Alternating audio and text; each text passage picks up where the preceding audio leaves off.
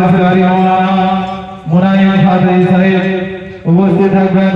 এবার বাংলা সুদূর কলকাতা ঢাকা থেকে আগত জনাব হযরত মাওলানা আনোয়ার হোসেন মোল্লা সাহেব এছাড়াও উপস্থিত থাকবেন আমাদের মাওলানা হযরত মাওলানা মহিউদ্দিন সাহেব প্রাক্তন সুপারিনটেন্ডেন্ট মোহাম্মদপুর দারুল উলুম সিনিয়র মাদ্রাসা। বিশেষ অতিথি হিসেবে উপস্থিত থাকছেন হাজী মাওলানা ফজলুর রহমান সাহেব প্রাক্তন শিক্ষক মোহাম্মদপুর দারুল উলুম সিনিয়র মাদ্রাসা। বিশেষ অতিথি হিসেবে উপস্থিত থাকছেন জনাব মাওলানা সমীউল্লাহ ফাতেহি সাহেব ঢেকুয়া ফারুকিয়া হাই মাদ্রাসা। উপস্থিত থাকবেন আমাদের মোহাম্মদপুর দারুল উলুম সিনিয়র মাদ্রাসার হাফেজ সাহেব আব্দুল হাফিজ জাকির হোসেন সাহেব। উপস্থিত থাকবেন নীলপুর বারবানিয়া জামে মসজিদের ইমাম হাফেজ শেখ মহসিন সাহেব। উপস্থিত থাকবেন মিরাজ বাজার জামে মসজিদের ইমাম মহিবুল হোসেন সাহেব। তাই সবাইকে সাদর আমন্ত্রণ জানাই।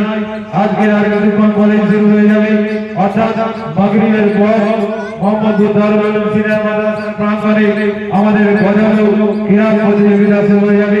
তারপরে সন্ধ্যাকালীন অর্থাৎ বাদ এশা প্রতি বছরের ন্যায় এবছর আমাদের সেই সমস্ত বক্তা মন্ডলী অর্থাৎ সুদূর দূরান্ত থেকে আগত মৌলানাবৃন্দ এবং বক্তাবৃন্দ উপস্থিত থাকবেন।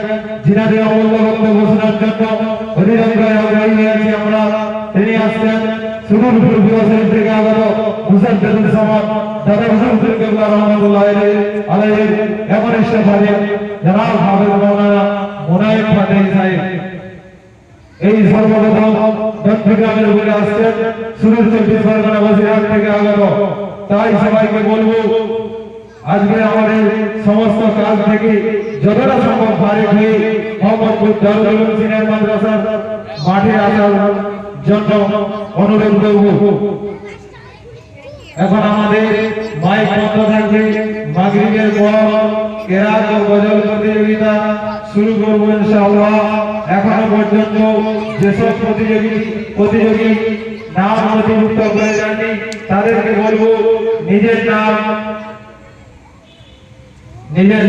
আমাদের ডায়াসে এসে নথিভুক্ত করে যাও।